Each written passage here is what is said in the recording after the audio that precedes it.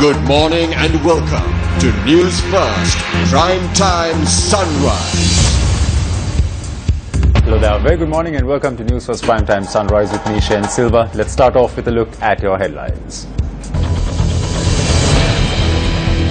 Leadership is a trait that should be accepted by the people, a statement by the opposition leader. Licenses to possess wild elephants to be cancelled on the 30th of this month. And Bangladesh wins first ODI against India in Mirpur.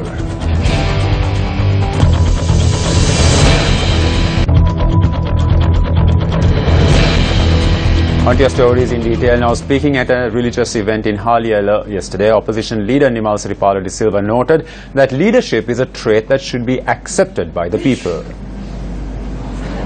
The minister made this statement at a religious ceremony at the Kudumahavela Vihara in Haliela yesterday.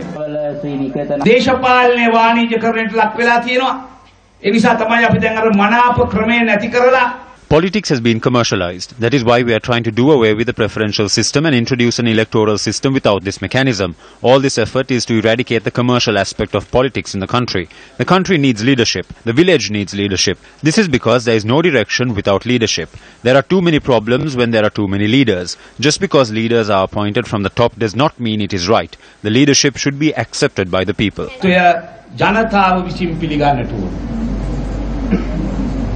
Meanwhile, in other local news, the Human Rights Commission has decided to increase the representation of women in politics. Speaking to News First consultant to the Commission, senior lawyer Nimal Punchiheva said that the representation of women in Sri Lanka is at a very low level.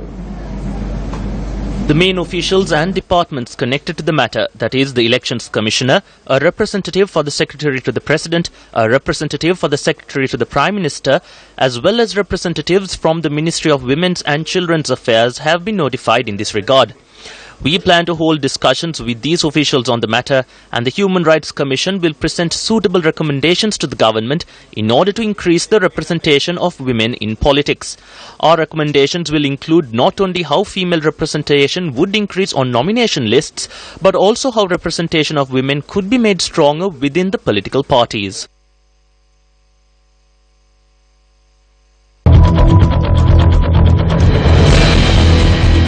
Former mayor of Dambulla Jalia Opatha has been remanded until the 2nd of next month.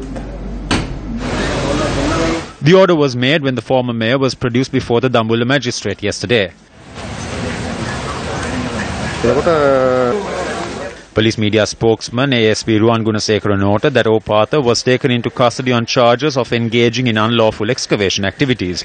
The former mayor was arrested in Dambulla by the vice squad of the Kandy police yesterday.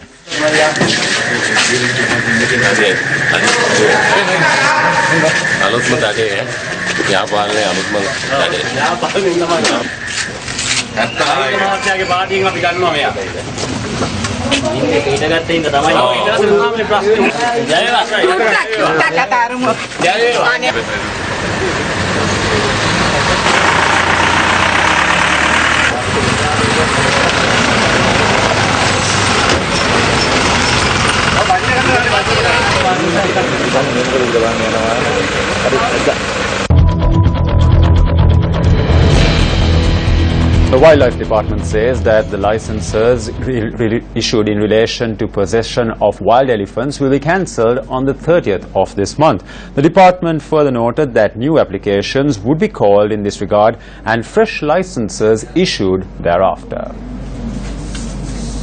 The department further noted that those who have wild elephants in their custody should apply for fresh licenses under this mechanism. It was further noted that new guidelines on the process to issue licenses is under construction. With the introduction of the new guidelines, the guidelines issued in 1990 will cease to be of force and effect. The Wildlife Department noted that the proposed guidelines will address the shortcomings of the old guidelines that were issued in 1990.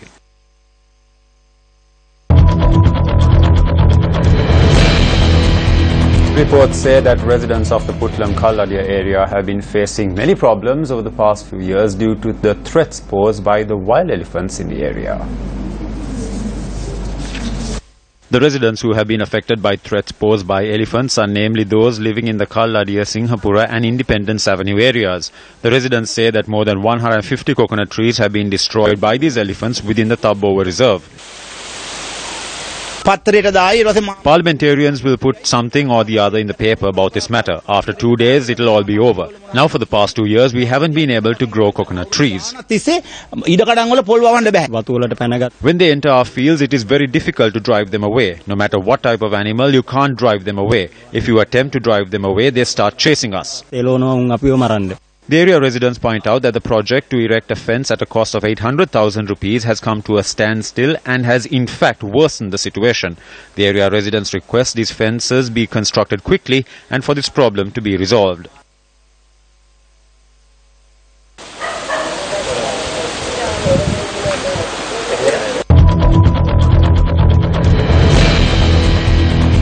The Railway Services Joint Trade Union says that officials still have not been able to resolve the salary anomalies that exist for railway technicians. Secretary of the union, Sampath Raj, just said that for the past week, technicians have been working to the dot.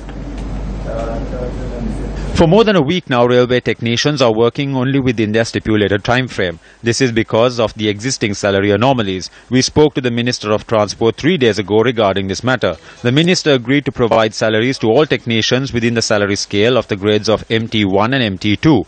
We are hoping that a cabinet paper on this matter will be presented today. If this cabinet paper is not approved today, we will have to take strict trade union action regarding this matter. Newsfirst contacted the Secretary of the Ministry of Transport, Dr. Lalitasiri Gunaruwan, regarding this matter. Dr. Gunaruwan said that discussions had commenced in order to resolve the existing salary anomalies.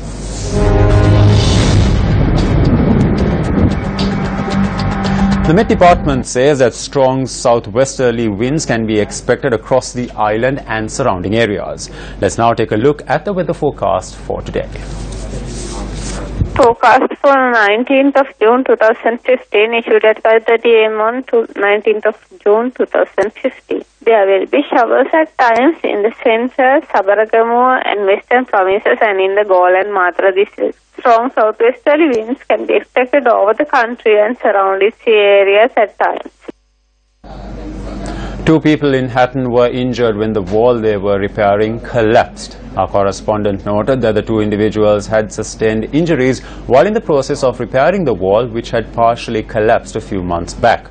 The 2 injured persons had been admitted to the Dikkoya hospital and presently one is receiving in-house treatment.